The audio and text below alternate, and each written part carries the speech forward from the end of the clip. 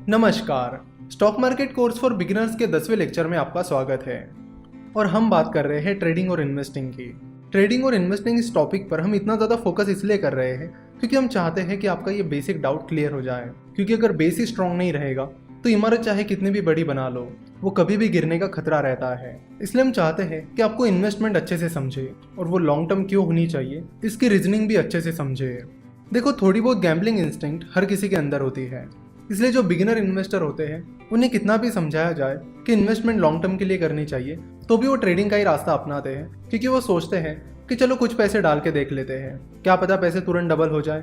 तो अगर आपके अंदर भी गैम्बलिंग इंस्टिंक्ट है तो आप स्टॉक मार्केट में उसको अप्लाई मत करिए।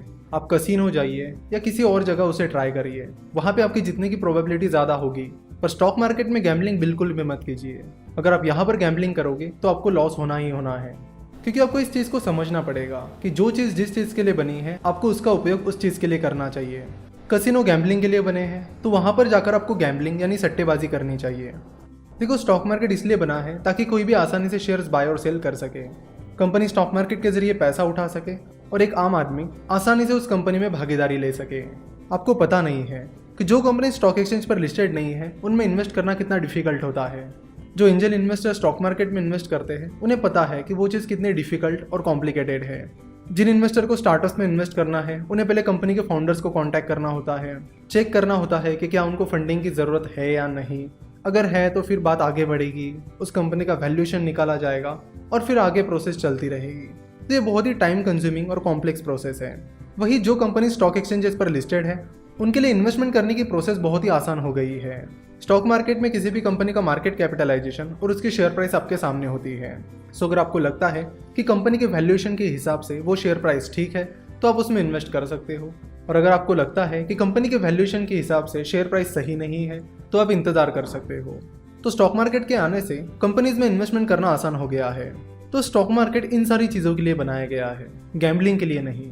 तो अगर स्टॉक मार्केट कंपनी में इन्वेस्टमेंट के लिए बनाया गया है तो आपको उसका इस्तेमाल भी उसी के लिए करना चाहिए।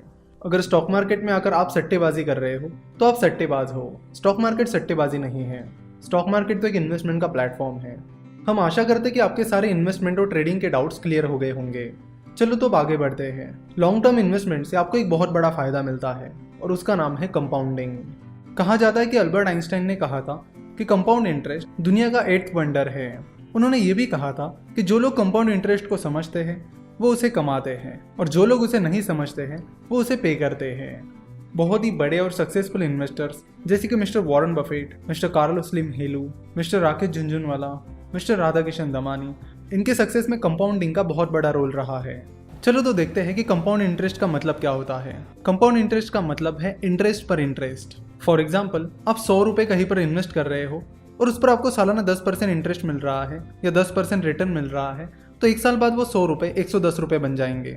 और फिर दूसरे साल बाद आपको 100 रुपये पर भी 10% इंटरेस्ट मिलेगा और जो 10 रुपये का इंटरेस्ट आपको पहले साल के बाद मिला उस पर भी आपको 10% का रिटर्न मिलेगा।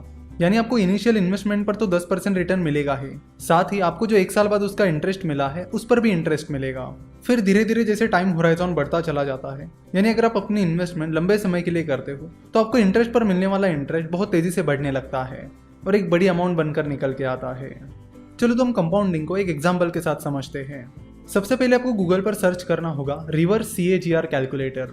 CAGR का लॉन्ग फॉर्म होता है compounded annual growth return. CAGR हमें बताता है कि कंपाउंडेड सालाना हमें कितना % रिटर्न मिला है। तो कंपाउंडिंग का मेजरमेंट CAGR से किया जाता है।